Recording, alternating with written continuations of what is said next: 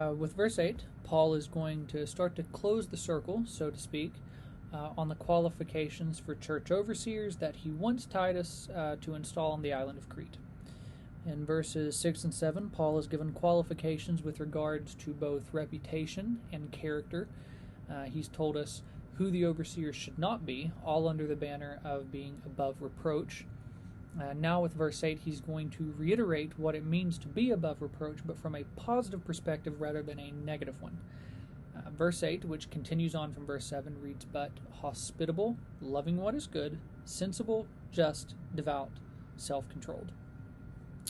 The first charge given is for the overseer to be hospitable. This is just practical kindness, often exhibited towards strangers. This has to be someone people can get along with. Then the next charge given is loving what is good. Now, it's worth pointing out that this is the only instance this word, philagathos, is used in the New Testament, and it is used in this context to describe Paul's qualifications for who can oversee the churches on Crete. This would be an interesting word to do some further study on. I know that it crops up in the writings of Aristotle, the Greek philosopher who was active about 400 years before Paul.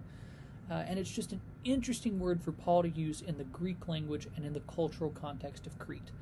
I think this is one of those instances where we can say that Paul is really familiar with his audience. He is writing in a way that makes sense to them, using language that they can understand.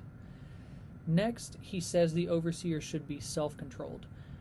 Prudent or thoughtful is the idea here, someone who is a careful thinker and sober-minded.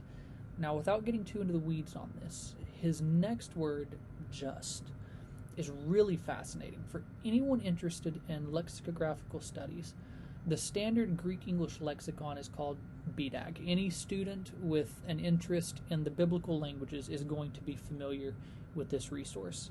And BDAG notes that this word was key to bridging Greco-Roman understanding with Jewish and Christian perspectives. Now, as we've noted before in our videos, having a familiarity with the Old Testament really pays off when reading the New.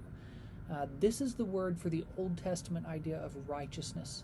So the just man, or the righteous man here, indicates someone who is fair with his family and with his community. This is an idea that even the pagans on Crete could have understood. The same really goes for the next word here, devout. This word is used in other instances of the New Testament, such as Acts 2:27 and 13:35, but in those instances, it's translated as holy. And there, those words appear in quotes from the Old Testament Psalms, which were written in Hebrew. So, having been a Pharisee himself, Paul would understand the full implications of using these kinds of words that have serious Old Testament connotations.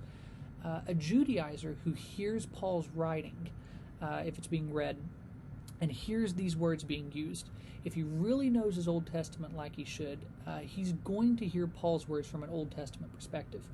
And I think as we keep working through the text, we're going to see that Paul knows exactly what he's doing when he's using these words. Finally, Paul says the overseer should be self-controlled. This would be someone who demonstrates a healthy dose of personal discipline.